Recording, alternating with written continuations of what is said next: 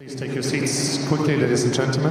Thank you. Hello, ladies and gentlemen. Welcome to Tennis Weekly with Joel, Kim and Chris. On today's Australian Open draw preview, sponsored by DownloadTennis.com. Djokovic goes in search of his own La Decima. Nadal gets handed a tricky start. And Naomi Osaka announces her pregnancy on social media.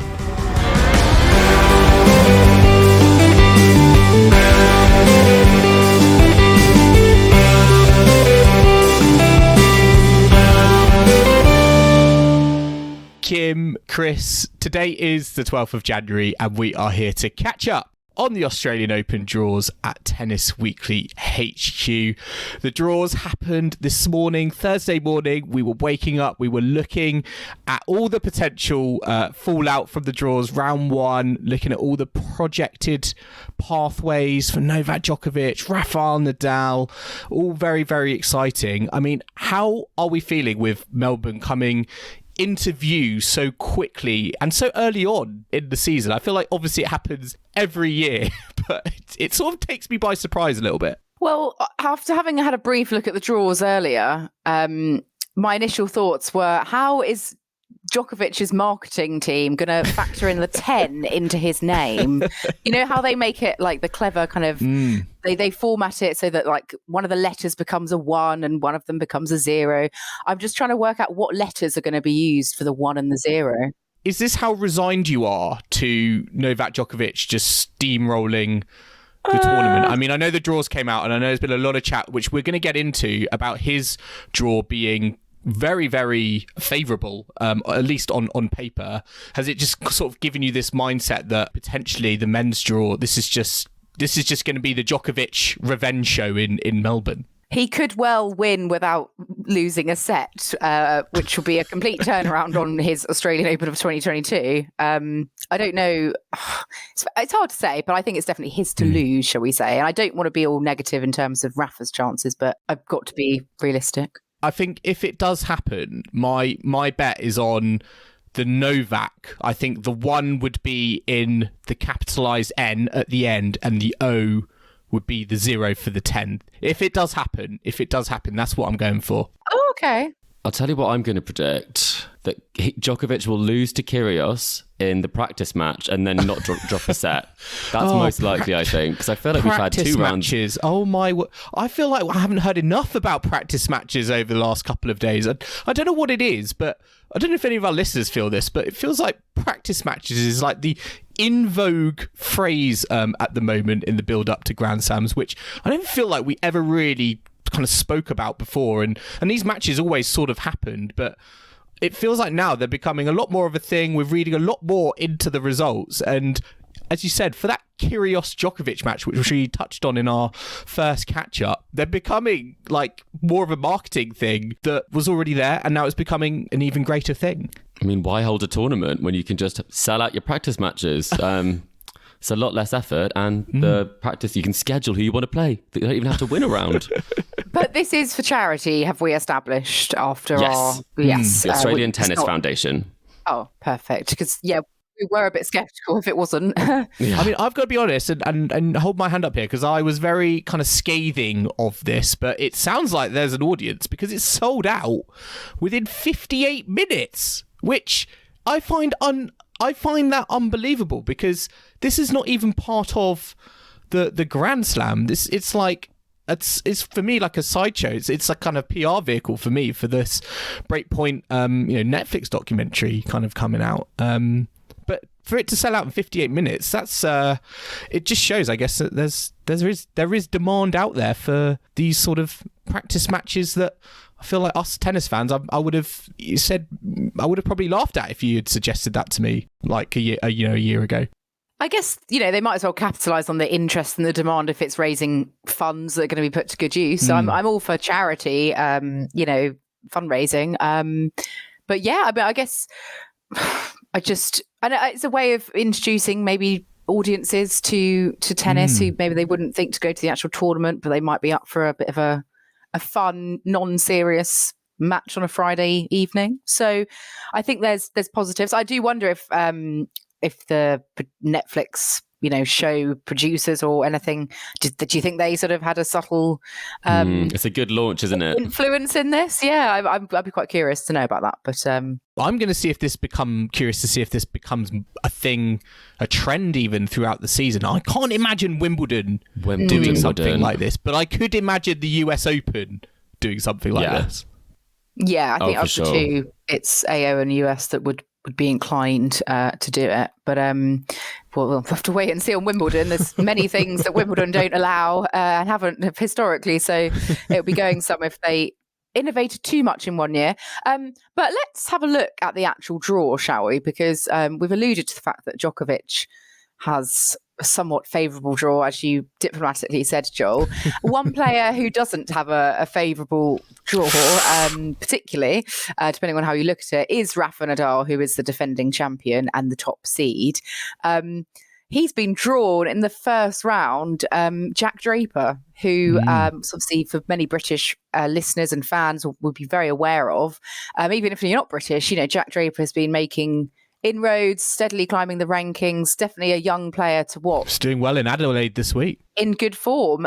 So many people are tipping this as a very, very difficult title defence for Rafa in his first match. Chris, who do you think is going to get this one? I know you've put a poll up on our social media, and I think people are quite divided about this one. People are very divided. The people said with 53% Nadal would take it, but at times it was 51 versus 49.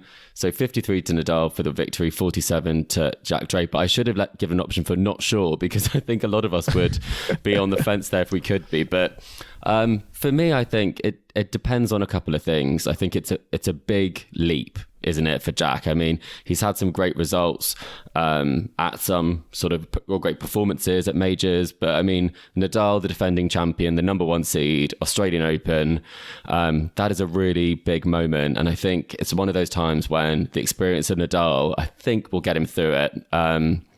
Across those 5 sets, there'll be moments when you're going to have a mental wobble, and Nadal's going to keep going as long as he physically can. And I think in those moments, I think he'll really make his experience pay dividends.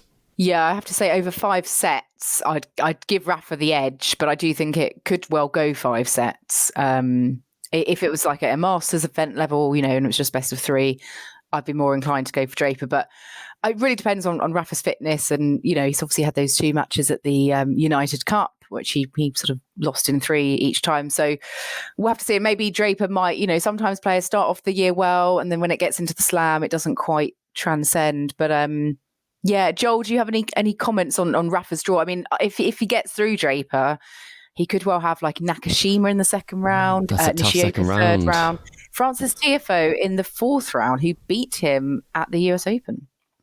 Yeah, I know. It's a really tough path. And I think, if you're a Nadal fan, I think you're looking at this Grand Slam and thinking, you'd ideally want to kind of build, into the tournament, ideally have a couple of easy gimme matches in the, the opening rounds, maybe against a qualifier or a lucky loser. But it really is one of those, draws that's been handed to him where I think he's going to have to come out, he's going to have to come out relatively sharp, and I think sharper than he did show at the United Cup. He's a player who is out of form. He's lost, I think, the 6 of his last 7 matches, and that's not the form you want, I think, when you're coming in against someone like a Jack Draper. I would add to kind of Chris's points that I also think Jack Draper's doing very well in Adelaide.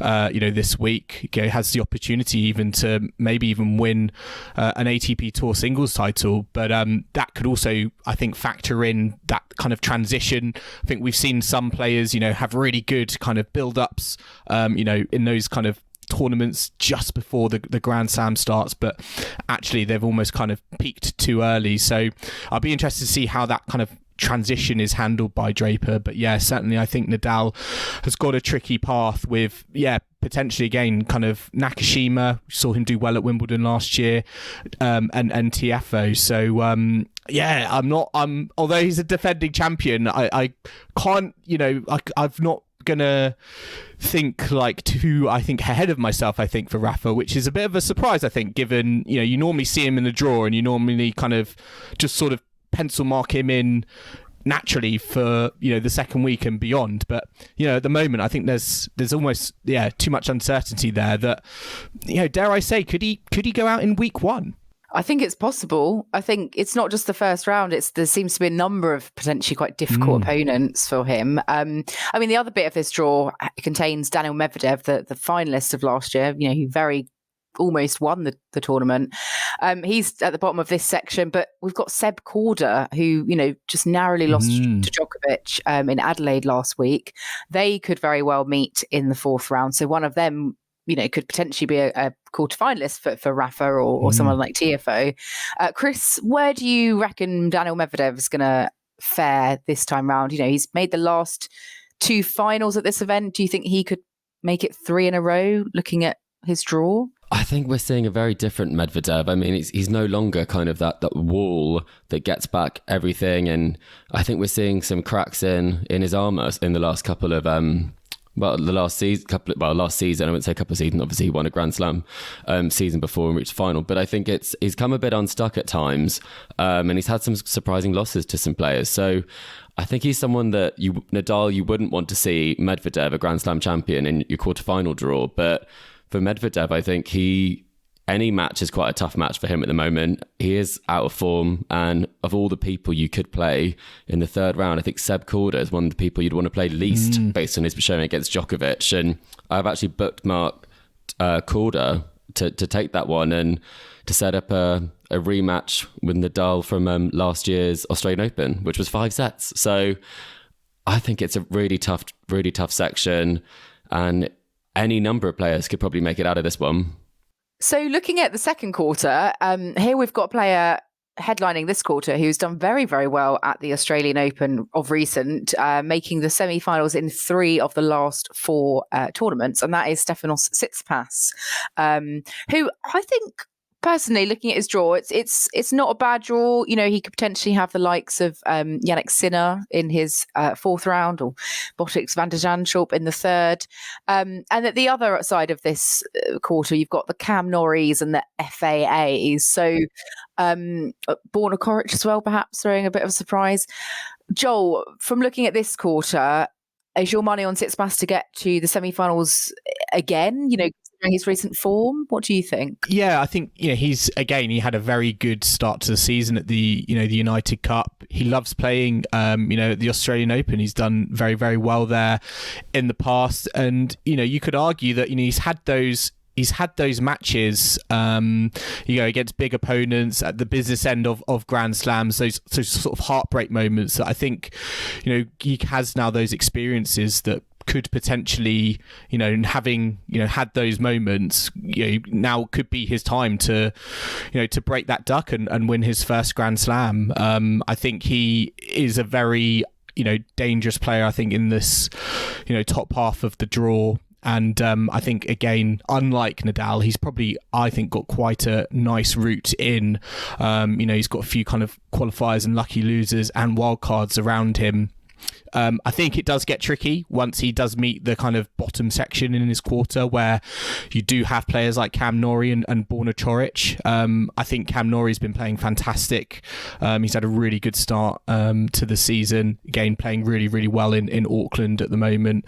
You've got Felix Auger-Aliassime. So I think we'll know a bit more about Tsitsipas once he gets, I think, to kind of round 4. I think he's going to be one of these players maybe we don't pay too much attention to in the earlier rounds, given the quality of oppositions around him. But certainly I think when he gets to kind of the third and the fourth round, and maybe even the quarterfinals, I think there's certainly going to be some opponents there that I think we're going to really know what Tsitsipas has turned up at the Australian Open.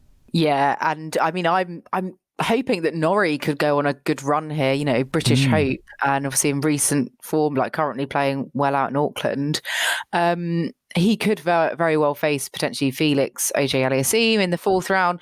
FAA does have a very strong head-to-head against Norrie, but I think that could be a close encounter this time. And also, Borna Coric as well. He is a player who's shown, last season, I think was it in Cincinnati, on his day, he's a great player. Cam Norrie on his day is a great player. So again, I think both of those players, it's going to be fascinating to see if that does end up in a third round match, Coric v Norrie, who comes out there, because I think they're both on their day just very, very combative players and can test even the best players on a Grand Slam stage. And Joel, I know Chris mentioned this the other day, but your favourite Lloyd Harris is back and in this section of the draw. His favourite male tennis player, Lloyd Harris.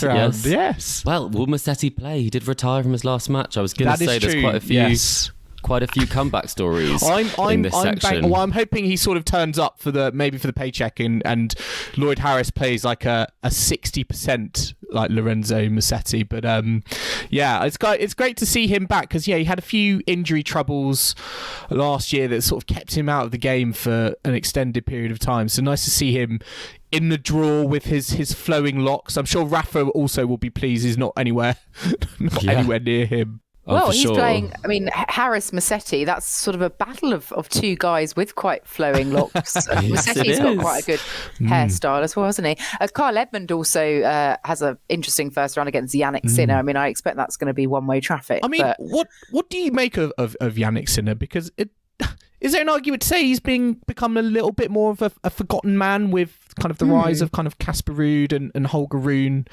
He's the 15th seed here. I feel like a few years ago we were talking about him more like he's going to win. This guy's going to win a Grand Slam, but now is he more? Where do you see him kind of going into the season? I think you've got to put it in perspective in terms of the fact that he has performed so well already at such a young age. Like, he is 21. Yeah. And I think we looked at that statistic in terms of Berrettini had only just made it to all of the Slam quarterfinals, and Yannick Sinner made it the very next Grand Slam. So he is very much still the best of the most consistent across all of the different Grand Slams, and he's putting together some great performances. We did actually ask this question on our Twitter. So, we asked, will this be the year that Yannick Sinner breaks through at a major? What will his best result be? And most people, 42.9% of people, said semi-finalist, and 25% said winner. So I think there's definitely the people who do think he will break through. But I think you're right, he is going a bit under the radar, when I think a lot of people thought that he would be causing a bit more damage rather than the occasional upset at the Slams to make a quarter. I often find when people go under the radar, that's when they're at their most dangerous. So perhaps it might suit him better that way. And I'd be interested to know what those 42.9% of people, like which Slam they think that semi-final may well come from. So, because, he's very consistent across all surfaces. So it's quite hard to necessarily choose just one of them. Let's look at the third quarter now. So going to the second half of the draw. This is Djokovic's section of the draw, and as we mentioned earlier, his red carpet is rolling out for him. He opens against Roberto Caballes Baena of Spain. Looking at his draw, he may well play Dimitrov or Karatsev in the third round, possibly PCB in the fourth round, or Alex de Minaur, the home hope. Benjamin Bonzi is in that section as well, I note. Obviously, French number one, or near French number one, Benjamin Bonzi. Well, almost. He didn't win this week. It's still Mannarino. Well, Mannarino is also lurking around that part of the draw as well. He's got John Isner in the first round. So who knows? By the end of the AO, we may have a new French number one. Could be someone else entirely, perhaps. But yes, looking at Djokovic's section, his quarterfinalist could potentially be Holger Rune or Rublev, or Nick Kyrgios. They're the three names that spring to mind. But Kim, we're seeing it tomorrow in the practice match. We don't need to see it again. Like in a week's time in a fourth round or quarterfinal or whatever. Yeah. Well, they played last year. We don't need to see it again anyway, do we? I'm quite curious to see how Kyrgios is going to perform now that people are expecting a bit more of him based on what he did last year, and with the home crowd. I'm sure he'll have tons and tons of support, but it will be quite interesting to see if he makes it to that quarterfinal showdown. And a lot of pressure for him. Chris, is there a match in this section that sort of stands out for you in the first round, or any players that you've got your eye on in this Galan quarter? versus Shardy. I was like, Shardy's back. I know that he played a doubles match the other day, but I thought he was really stepping away from the game. So it turns out French tennis is in such crisis that they're bringing back Shardy to try and get him back to French number one. But Matches I've got my eye on.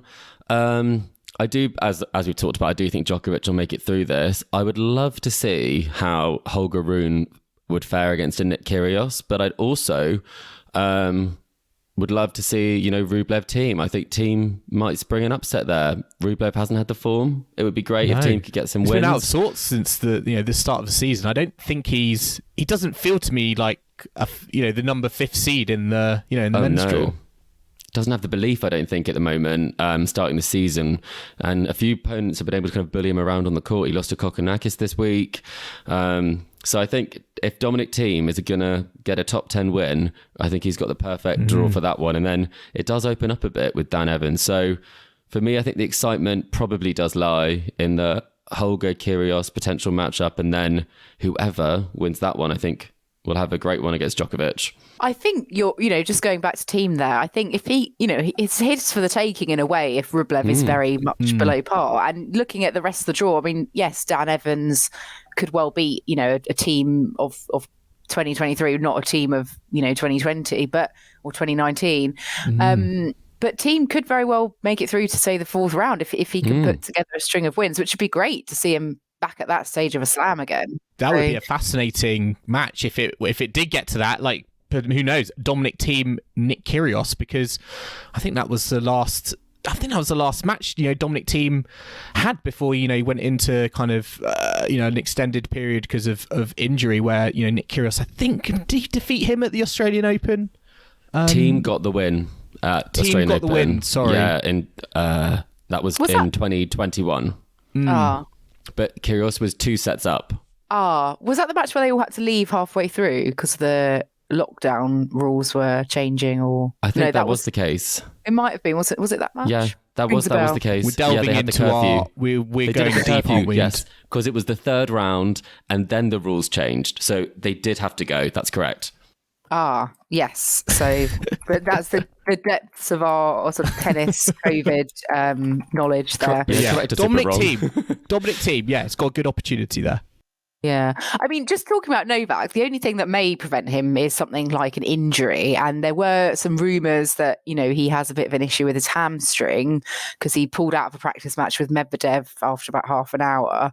Personally, I'm not, going to read too much into that. I think he's just being very cautious and, obviously now that there's funds being put on this match with Kyrgios, this practice match, I assume he's probably prioritising commitments like that if he has to. But I mean, if it was that bad, he wouldn't end up playing that, would he, tomorrow night? So I don't know about you guys, but I don't think it's anything that Djokovic fans would perhaps worry about too much. He could lose a limb and he'd probably still make it to the second. I agree. Yeah. The draw on paper that he's been given, I feel like regardless of if he's had a hamstring injury or not, he should be able to kind of come through that. It might be a factor, later on. I just remember that match against Taylor Fritz 2 years ago where we all thought he was going to retire and he pulled through and obviously won in flying colours the rest of the tournament. But let's look at the last section of the men's draw. Casper Ruud is the 2nd seed, so he's down at the bottom of the draw. He made a couple of slam finals last year, has been very consistent in slams last year. So really looking to see if he can keep that form up at this level at the start of this year. Looking at his draw, he could face Berrettini in the 4th round or perhaps Roberto Bautista Agut. And then kind of the rest of that section, we've got a Taylor Fritz and a Sasha Zverev in the other bit. They could meet in the 4th round, the winner of whom would potentially play Ruud or Berrettini.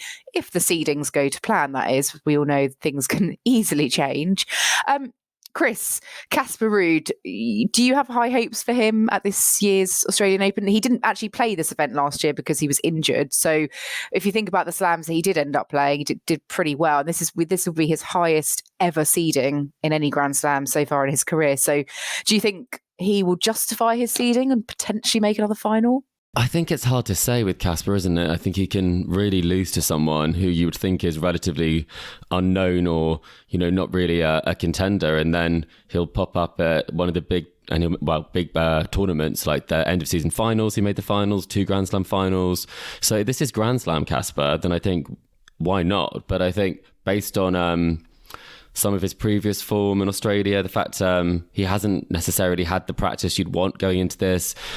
He played against Berrettini at the United Cup, and that was quite a convincing win for Berrettini. And that was the opposite when they played at the US Open, where he made Berrettini look pretty average.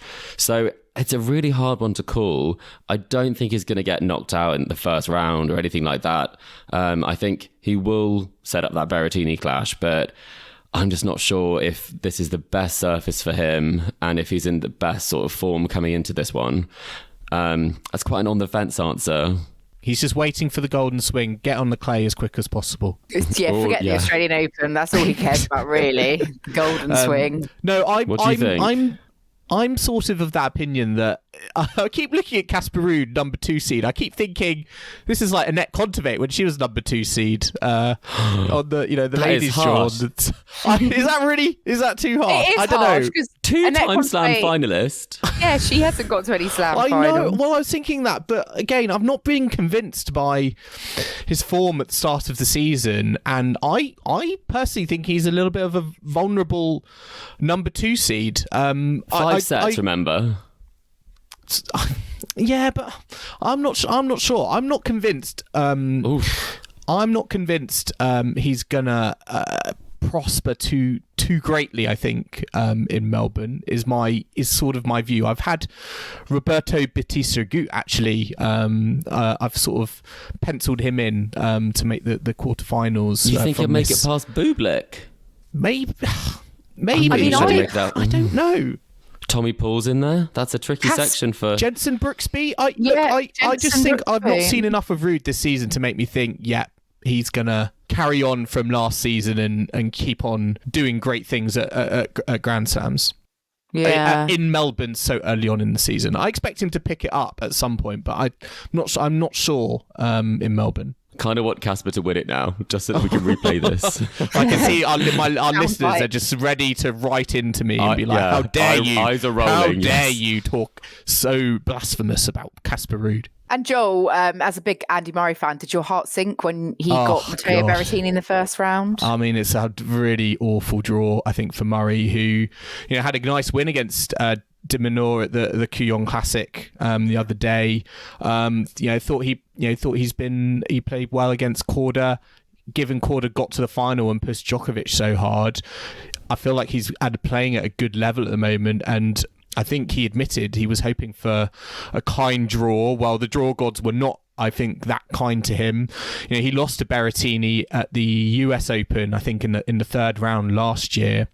And again, it's just going to be a very tough matchup. Berrettini got to the semi-finals at the Australian Open last year. And I think it's going to be a very formidable, very tough opponent. And as a Murray fan, a very unfortunate opponent, because I cannot see, despite his returning capabilities, and if the Berrettini serve is on song, it's going to be a very tough one, I think, to put away. And just before we move on to sort of revealing our predictions for the men's draw, Taylor Fritz, I know, Joel, you said you had really high hopes for him this season.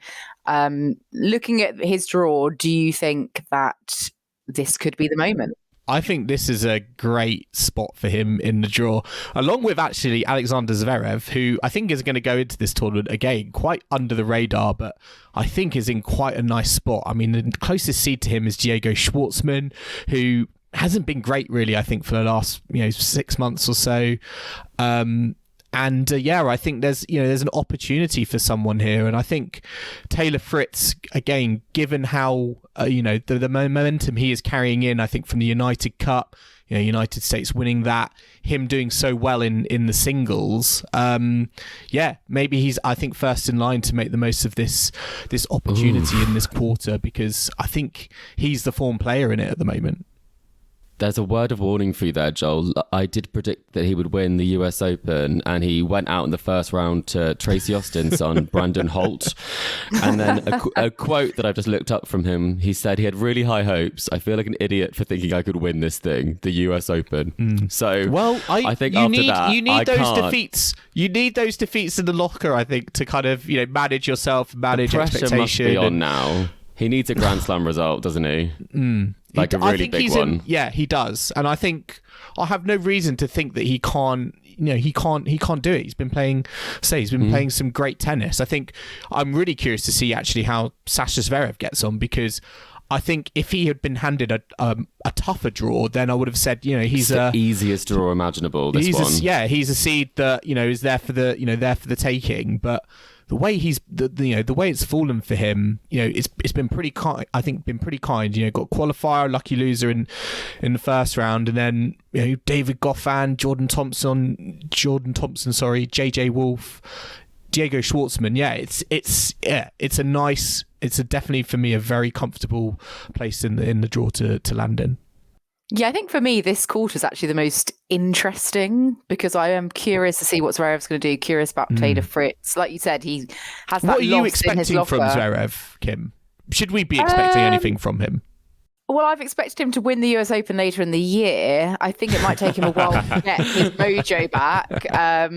But, with the last time we saw him at a slam, he was potentially going to knock Rafa out of the French Open. Like, he was playing that win the well. whole thing, yeah. So I think obviously it'd be going some to sort of immediately resurrect that form. But, he's definitely, I think, in the right space where we're not really, I don't think too many people are going to be talking about him coming back after such a long injury. Well, I say long injury, obviously some players have had longer time out, but still very significant. Let's have a look at what we've predicted for each of the quarters. Oh God, this is my least favourite part. Well, predicting what definitely won't happen. Yeah. The predictions that won't happen, I think, is probably the best way to frame this. Yeah. So let's go quarter by quarter, and we'll just go around the room and say who we've got. So quarter one, Chris, who are you going for? I have gone for Nadal and Korda. Okay. Joel? I've gone, despite being a doom-mongerer for Rafa Nadal earlier, I've gone Nadal Medvedev. Ooh, repeat of last year's final. Yeah, could well have that. I've gone for TFO and Korda, and that's just because I obviously want Rafa to be there, but I'm doing that sort of superstitious, don't want to predict him sort of thing. You've just genuinely gone full wild card. Well, yeah. So I'm going for an all-American quarter. Quarter two, I've gone for Tsitsipas against Borna Coric. Joel, who have you got for that one? I'm going Cam Norrie, Stefanos Tsitsipas. Okay, nice. I did the Chris? same. I did the same.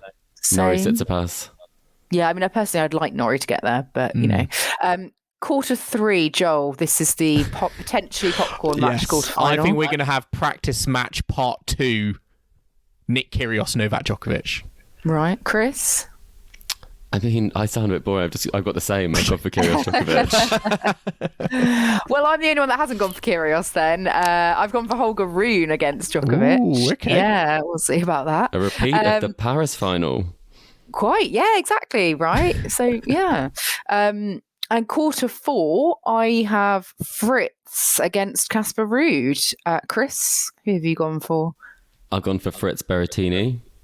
Oh, interesting. We've all gone Taylor Fritz.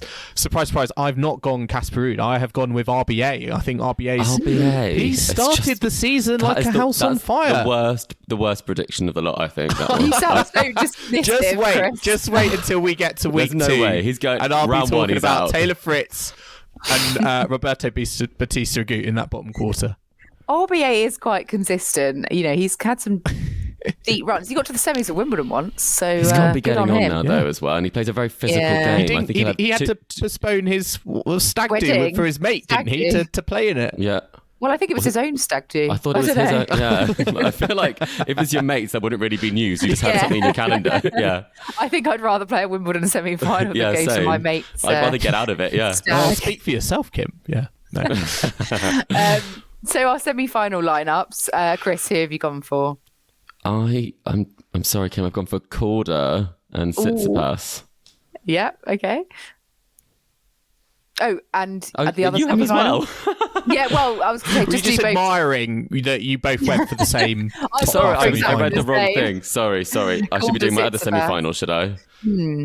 What's your other semi? I went Djokovic Fritz. Okay.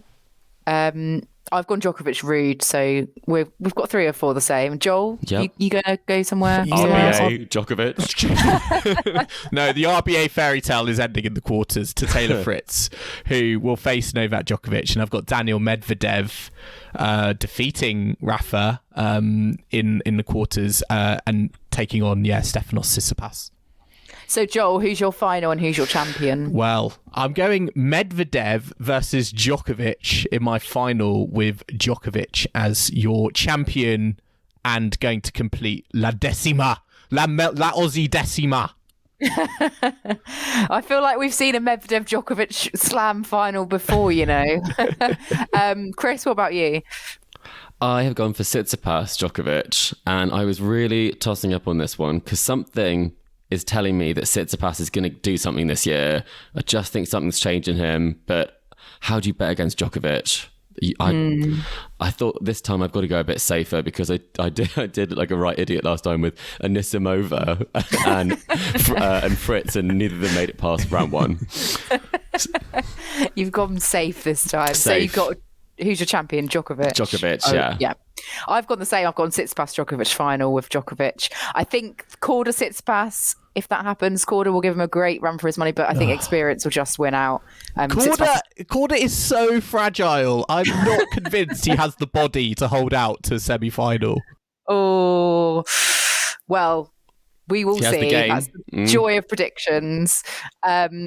And on the really unsurprising news that we've all predicted Novak Djokovic to win his 10th Australian Open, let's take a quick break, but we'll be back in the second half where we'll be looking at the women's draw, plus revealing our collect a set player picks. So do not go anywhere.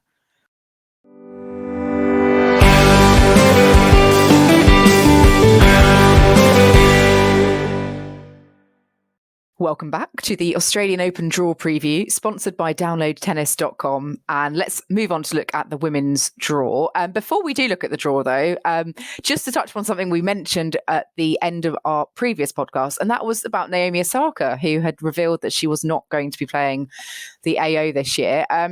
She must have been listening to our podcast because, like, a day later, she revealed to the world via social media that she's pregnant and is expecting her first child, so will not be on tour this year, but she is planning to be back in 2024. So, Chris, this answers some of the questions that we raised the other day about her desires and motivations.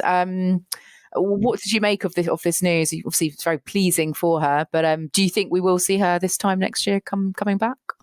I think so. I think it's almost the perfect time for her to do this. And I think it obviously speaks to the fact that taking the time off court has been really good for her. And this is such exciting news for her. And I think we've seen with Serena that, and with players like Djokovic and Federer, that playing in front of your children is something that can give you such motivation to make them proud. So you're not just doing it for yourself. I mean, she's done it for herself. She's shown everyone she can do it. And I think it will be a really great thing for her. And I think it's really nice news, because I think we were all worried if it might be slightly more mental health related potentially, and then we wouldn't see her next year, and then, you know, it might go on. So this is super nice that she said that her intention is to come back, and there's such nice news that she is expecting. So we wish her all the best for 2023. Quite, yeah. All the very best to her. And let's look at who we do have at the Australian Open. So the first section of the draw is, of course, headlined by the world number 1, Iga Swiatek. And looking at the rest of that draw in terms of potential quarterfinal matchups, it would be a Coco Gauff as the 7th seed, or potentially a Paula Badosa as the 11th seed for Swiatek. But it's going to be Emma Raducanu. Oh, yeah. Of course.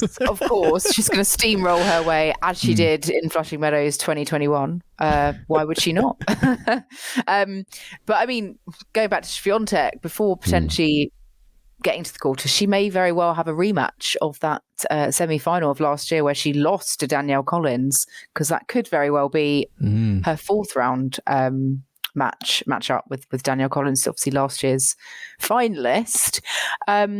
Wimbledon champion Rybakina also in that section. US Open champion Bianca Andreescu as well. Yeah. it's very easy to forget about her because that seems like a lifetime ago that she won the US Open. I mean, just thinking about Swiatek and obviously that loss to Pegula at the United Cup, the fact she was in tears. As the world number one on the top seed, Chris, are you thinking this is, Swiatek's kind of got this nailed in, or are you thinking she's quite fragile coming into this draw? Where are you at with Iga? Well, I'll tell you, I don't think that she's fragile. So I definitely wouldn't describe her. I think she's in a more vulnerable position than she has been in terms of her form coming in. I think she has had, as we said last time, 2 quite humbling losses where she only got 4 games, and she didn't necessarily make them competitive. Whereas on her winning streak, even if she lost a set, she made them very competitive. You really had to beat her. So I think there are times when her game hasn't showed up for her. So it'll be interesting to see if she loses sort of the first set in one of the early rounds, how she responds to it. And it could actually be one of the best things for her. Yul Niemeyer is a very good player, Wimbledon quarterfinalist last year, and she's lost a set to her before and then really come through in strong fashion. So a couple of early tests, I think, and Iga could really get her groove back. But for me, I think it's going to be a tough one to say. I think this might be the Grand Slam that I kind of, apart from Wimbledon, that I see her sort of struggling slightly more at, even though she did make the semis last year. But you know what? I think Bianca's coming back into form. That is not someone you want to be playing. And when they played in Rome, they had a very good first set. So there's enough tests in that first section. But if she makes it through, we've seen how she can really run away with things. But as we said, it's a tricky one to call. Yeah, and Joel, looking at this quarter, obviously Coco Gauff won the title last week. Paula Badossa's doing all right at the moment in Adelaide, I think. Yes. Is there anyone who's drawing the eye here for you in this quarter? I mean, yeah, I think Coco Gauff for me is again a player who has got a really good opportunity here. I think it's a tough draw. There are some up and coming players as well, like Qinwen Zheng, who came on the map. She was, I think, she won the the newcomer awards for the the WTA tour last year.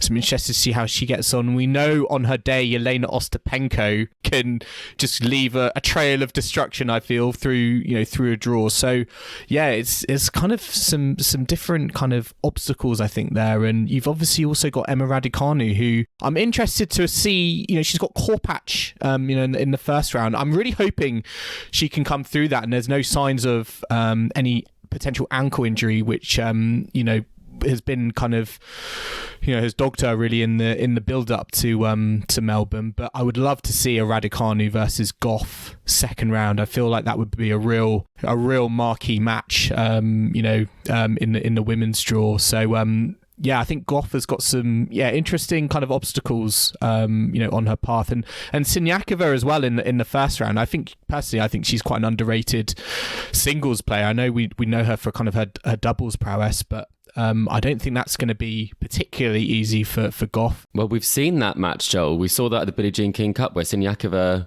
destroyed her in that singles match. Yes. Yeah, so that is probably a real worrisome first round for Coco Gauff. So it's very good that she's got some wins. We're not really talking about that, I think, as upset alert type match, but it very well could be. Yeah. Well, if it is, we called it here first, didn't we? We'll just lay claim to that. And moving on to the second quarter, we've also got very high hopes for someone in this section because Jessie Pegula, who is the third seed, is Anisimova, do you mean? Kind of top of this section. Yeah. Or Chris, do you want to predict Anisimova for this Grand Slam? For the title, yes, for the title. Yeah, she's in this section. She could well play Pegula in the third round. We've also got the likes of Petra Kvitova. That could be a fourth round for Pegula. Further down, we've got Maria Sakkari, Madison Keys, Victoria Azarenka. She opens against Sophia Kenin. So that's a matchup for the, for the headlines, really. Two former champions. Sophia Kenin as well. She's having great start to the season. Yeah, she's in the semi-finals of Hobart, I think it is, at the moment. Do you think that is significant, Joel? Do you see her? I think any win, Kim. I think any win for Sophia Kenin on the WTA tour at the moment is significant. I think it's given her momentum and it's given her confidence, regardless of the rankings of the players she's come across, coming across against. And for me, Kenin Azarenka, that's Grand Slam champion versus Grand Slam champion. We're seeing a lot of more of these type matches in first rounds of Grand Slams. And again, this one to me is very fascinating just because of the Kenin factor in terms of, how she started the season. I think it would have been maybe a little bit more of a non-event last season, but I think, I probably still expect Azarenka to come through that, but I certainly think Kenin could give Azarenka a good game. Like, she gave Coco Gauff, eventual winner, last week in Auckland. But I have to say, Joel, we have to remind our listeners that the last time Victoria Azarenka and Sophia Kenin played was in Rome. It was after Kenin had won the Australian Open in 2020, and it was 6-love to Azarenka. So maybe she'll be out for revenge then. But there's some scar tissue there must be. But we did ask our listeners as well. We asked you who we thought would win this one, and 72% of you said Azarenka. So I do think it has got a real... Almost the fact that it was a double bagel last time means that this is a bit even more interesting, This is very hard to call at this stage. But Sophia Kenin, after that loss, did go and make the French Open final because that was the year it was played in October. So yes. I wonder how much scar tissue there is, considering she went deep subsequent to that. But yeah, it'd be really interesting to see how they fare against each other. Just looking at that bit of the draw, Harriet Dart's kind of in that section. She's got Jill Teichmann, the 32nd seed in the first round, which... It's tough. Yeah. I think a lot of the Brits, most of them have just not had great draws, really. But, I think Harriet, she took out Kasatkina at the US Open. I think this is certainly winnable if she's playing as well as we know she can play. But, yeah, it's a tall ask, I think. Jill Teichmann on her day is very, very good. Rebecca Marino, round 2, that's a tough one as well if she gets past Teichmann. So that's a tough section. Yeah, the women's draw is tough. And I think looking at Pegula's draw, it's pretty decent. Generally, if she's going to go deep at a slam, really deep for the first time. What are you thinking about Barbora Krejcikova? Because I've been reading in the build-up that she is a lot of people's dark horse. She had a good second half of last season. I think she won 2 titles. Again, another former Grand Slam champion, going under the radar a little bit as the 20th seed, perhaps. Chris, you like a bit of Krejcikova, predicting her, the French, basically. What do you think? I think she's one of those players who has such a solid basis of a game, and she never knows when she's beaten. I think she's got really good, strong mental fortitude on the court. So if there's a way that she can get a win, even if she's not playing well, she does tend to do it. So I think there's real potential for her, especially with this draw. Lots of qualifiers in that area of the draw. Kvitova, I think, would be quite a good matchup for her because she can probably play a little bit more consistently at times. But then I think when you hit a player like Pegula, who's in such good form and plays so consistently, I think that's where she might become a little bit unstuck. But I do think that could be a potential 4th round encounter. But for me, I think Madison Keys last year was sensational. That was when the Keys sort of resurgence really took off, and probably some of the best tennis I saw last year was when she made Paula Badosa look really average. I think it was the 4th round there. It was quite some sort of display of hitting. But does anyone think that Keys will be able to repeat the semi-final appearance this year? She's certainly capable because we know she obviously has gone deep at slams before, and on her day is fantastic. So I don't see why not. I think I think it's less likely that she would do that again than it is that she would, but I'm not ruling it out by any means. I find it amazing that I think Tom Janovic had a career best season last season. And she's unseeded. Yeah, she's I think going to be quite a handful. I certainly think she's a player who has capabilities. She's shown it in the past to get to the second week of Grand Slam. So, even for, Azarenka, Kenin, the winner of that could face Tomljanovic. Again, quite a tricky start there in that, in that spot of the draw. I was also just looking because I saw there's a player called Storm Hunter, and I thought, that's an interesting name. But it's Storm Sanders who got married, I think. Yes. Yes, it is. Yeah, Storm Hunter, indeed. I was wondering if they're just Storm is just a very popular Australian name. What a funny! I mean, isn't that funny that she's now Storm Hunter? It's just iconic. It's fantastic. I Storm feel like Sanders, be a meteorologist or something. In the third quarter, we do have Caroline Garcia as the fourth seed. She did lose today to Belinda Bencic, so Chris, are you a bit less confident now about Garcia and the prophecy, or are you thinking, looking at her draw, that she's got a good run here potentially? I think that's a great. If not now, when is my question on Garcia. Well, I did say Wimbledon on the last pod, right. But I also, you did, I've also said, spoiler alert, I've also said here. So turns out. Whatever she plays, I think that she can do it, because I think you have to believe in her, because she needs to believe in herself to be able to do it, because if she doesn't believe in those shots, they are flying out the baseline, because she is really committed to them. So I think for her, on the day, she can beat anybody. And like with the Bencic match today, Bencic I really rate, and I think she's been playing great tennis, and that match only really was lost in that final game when Bencic broke to take it. So that could have easily gone either way. I think that's quite a good test, because she's had some good wins. It's not been like she's had the perfect preparation. So I think sometimes that helps, because as we've said, you can have the perfect preparation and then it's very hard the following week to back it up. So Leylah Fernandez could be a tricky player to play. I think that's a potential second round. But I think, I see her getting out of this section personally, but I think I'm like, whatever happens, I'm saying Garcia's winning things at the moment. So it is quite an open section, isn't it? I mean, you've got Kasatkina, the 8th seed at the top there, Annette Kontaveit, who, Joel, she's no longer the second seed. You'll be pleased. She's back down to 16. Kudermetova is the 9th seed. She seems to be playing really well at the moment, started the season well. Pliskova, I mean, she's certainly fallen from her top 10 days, but she's there or thereabouts. Could never quite rule her out, I suppose. Joel, thoughts on this quarter?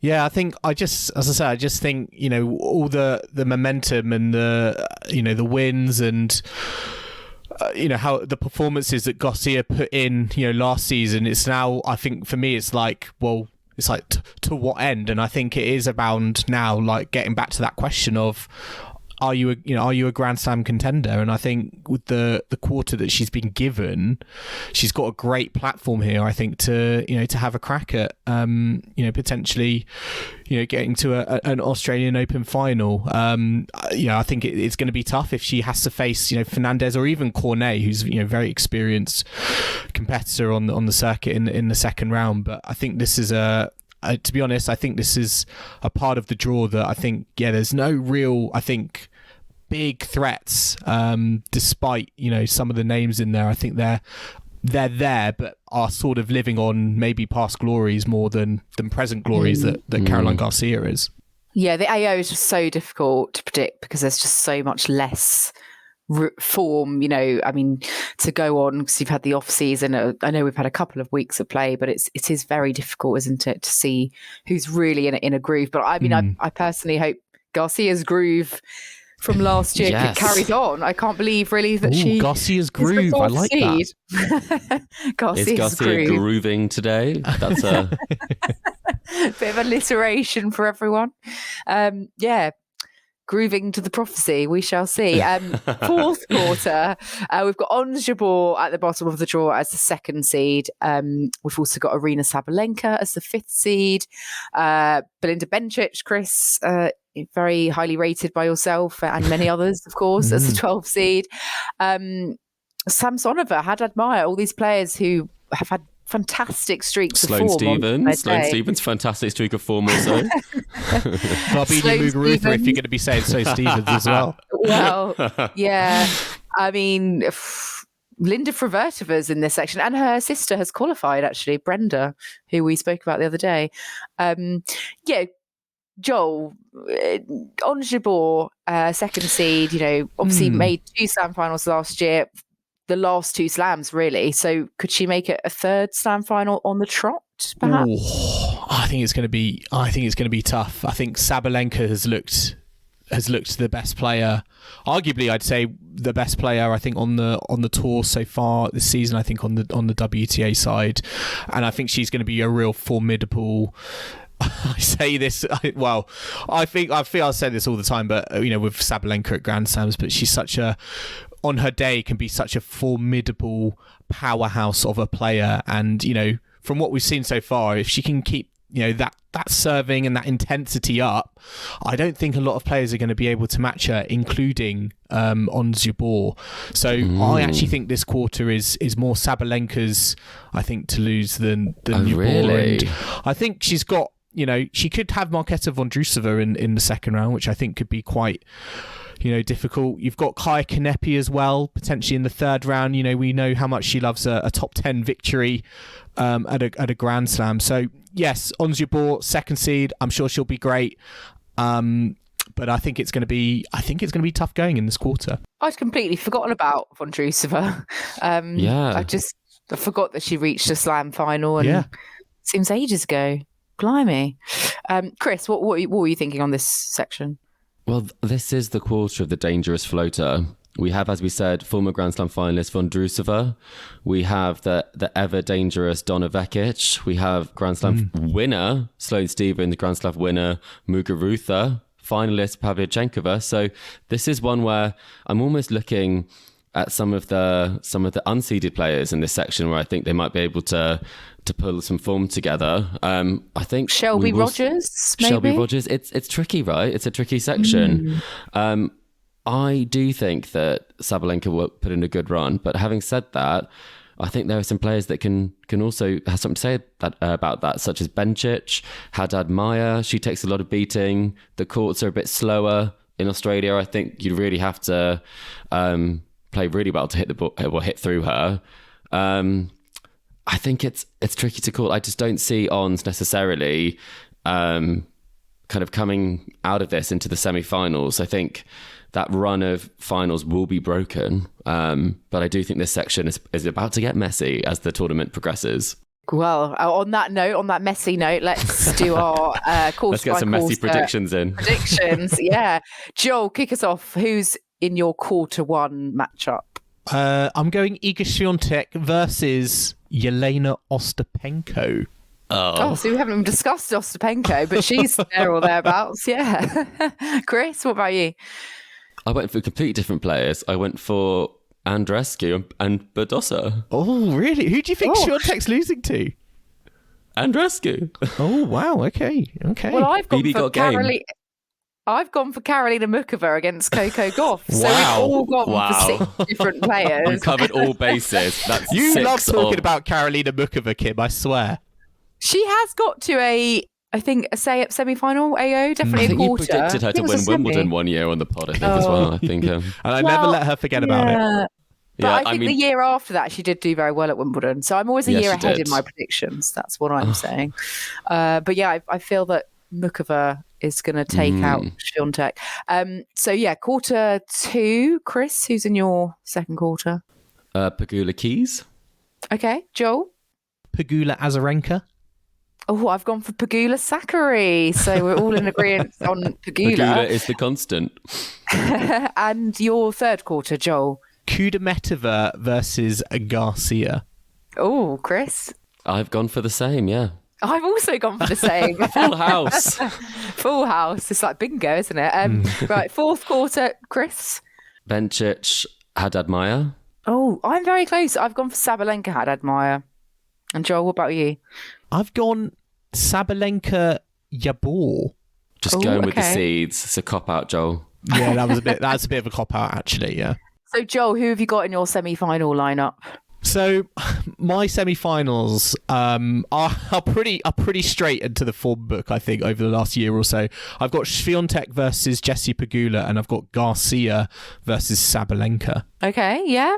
Yeah, I think that is a very reasonable. Yeah, it's a bit boring, assumption. if I'm being honest. A bit vanilla.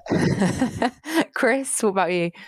I've gone for Pegula Badosa, and then I've gone for Garcia Bencic. Ooh, okay. Well, I've gone for Pegula and Coco Gauff, and then I've gone for Kudermetova and Sabalenka. Wait, do you think that Goff is going to take out Mukova? Iga? Oh, Mukova's going to, sorry. No, Mukova before that. Yeah. Got it. Yes. And so I've got Pegula Sabalenka as the final, with Pegula winning. Joel, what about you? I have got the same. Pegula, Okay. Sabalenka, Pegula. And Chris, have you got Pegula in your final at all? I do, but Pegula can't stop the prophecy. Garcia is going to take it, is what I've gone for. Someone had to get that in there. What will Pegula's, not Garcia's groove, Pegula's party? I don't know. I'm trying to think of some cool alliteration. Totally failing. Not very creative. I'm sort of envisaging the ladies' final. Ash Barty is going to be looking on, and there's going to be loads of camera shots of like Ash Barty looking over, and then like a week, during it, we're She'll going to get probably like present the memes on trophy. Twitter of being like, "Yeah, I could beat both of you." I mean, she I could. reckon. She really Yeah. could. I watched She'll be highlights from laughing. last year today, and I just thought what Barty can do is something else. I watched Barty Pegula, and I mean, obviously Pegula's games come on a lot, but Barty was, I mean, she made that look very pedestrian. Pedestrian Pegula. There we go. Do you know, I was just thinking over this episode actually, because Ash Barty also has announced that she's pregnant with a Could they child both recently. come back Could next they? year? Well, I'm putting it out there. Could they both come back in 2024? I feel like if Naomi Osaka does, come back and she's all, she becomes all business again on the tennis court, maybe that motivates a competitor like Ash Barty to be like, hang on, I'm gonna be making a comeback as well. Who knows? Well, that remains to be decided. A new prophecy, perhaps. A new prophecy. Wait, Joel, you can't have a prophecy. You're not Andy Murray. I'm sorry. I have to stop you there. We do have one last thing before we finish for the evening, and that is to reveal this edition of Collector Set and our picks for the players that we're going to be asking everyone to predict how far they'll go into the tournament. So for anyone who hasn't played before, Collector Set is our Grand Slam predictions challenge. We name 3 male players and 3 female players, and you, if you'd like to take part, have to tell us what round you think they will get to. So will they reach the first round? Will they reach the 4th round, semi-final, etc.? And if you think they're getting to the final, you do need to specify if they're the champion or the runner-up. So it's what round they're going to reach and then kind of lose in, or will they go all the way? I'm sure many of you will have played it before, and we hope that you'll send us your picks again, because the prize is a very special Tennis Weekly mug, which you'll all want to be sipping out of for tennis watching on the sofa going forwards. Absolutely. We have had one of our listeners who participated in our crowdfund, Carol. She has picked one of the female players. So I'm going to give it to both of you to reveal our picks. Joel, would you like to reveal our male player picks for this edition? So our Collector Set 2023 male picks for the Australian Open are Rafael Nadal, Sebi Korda, and Nick Kyrgios. Had to go for the Kyrgios, didn't we? I'm sure everyone's just like sick of Kyrgios already, but yes, he is firmly in the Collector Set, the Collector Set 6. And Chris, who are our female picks for this year? Our female picks are Iga Swiatek, Jessie Pegula, and then we have Carol Gibson's crowdfunder pick of Petra Martic. A bit different there, a bit of a curveball. Yeah, I'm going to have to go and study Petra Martic before I come to my decision on that one. She is very consistent, though. She does tend to do She's quite handy well. on her day. Mm-hmm. Yeah, handy player. So yeah, thank you, Carol, for contributing and for your Excellent crowdfund support. We would like predictions in before the start of play. So you've got till Sunday night UK time, which is basically when the tennis is all then kicking off in Melbourne. So you've got a couple of days. Let us know via Twitter, Facebook, Instagram, or via email. Just drop us a message with your picks and the round that you think each of those players are going to get to. So just to summarize, it's Nadal, Korda, Kyrgios, Swiatek, Pegula and Petra Martic. We'll be revealing our picks in our round one catch-up, which we'll be recording on Tuesday. Yes, listeners, I hope you've enjoyed our latest episode of the Tennis Weekly podcast, our Australian Open Draws preview show. Remember to subscribe to us to stay up to date on all the action to come in Melbourne. As we go through, we will be doing our round by round episodes, starting with our round one episode next Tuesday. We are on Apple Podcasts, Spotify, and all major podcasting platforms.